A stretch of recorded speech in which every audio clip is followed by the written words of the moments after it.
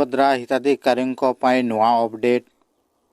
କେଉଁମାନେ ସୁଭଦ୍ରା ପାଇବେ ଓ କେଉଁମାନେ ପାଇପାରିବେ ନାହିଁ ତାହା ସମ୍ପୂର୍ଣ୍ଣ ଭିଡ଼ିଓ ମାଧ୍ୟମରେ ଆପଣମାନେ ଜାଣିପାରିବେ। ଭିଡ଼ିଓ शुरू करवा पूर्व पहला आपने हिमांशु टेक्निकल यूट्यूब चैनल के सब्सक्राइब लाइक शेयर कमेंट करंतु जेहेतु मते भी मोटिवेशन मिलिबो जे मो आपण मानकर पई एमिति रिलेटिव वीडियो आनिबा।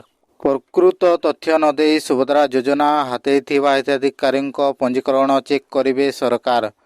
घरे कार थाई तथ्य लुचाई थिबा हिताधिकारी को धराई देव परिवहन विभाग।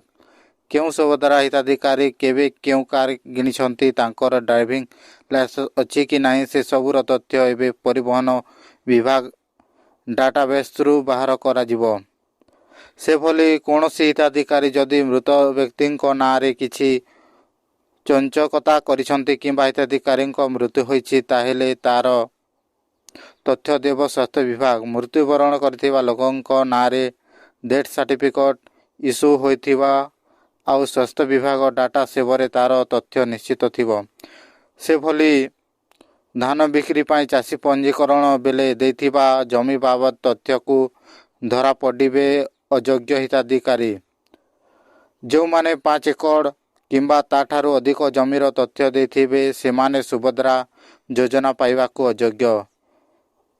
एमिति रे सेमानंको चिन्हट करी सुभद्रा योजना रो बात दियाजिबो। सुभद्रा योजना हाते थिबा हिताधिकारी भितर किए अयोग्य सेमानंको चिन्हट करने एवं प्रक्रिया आरंभ होइछि।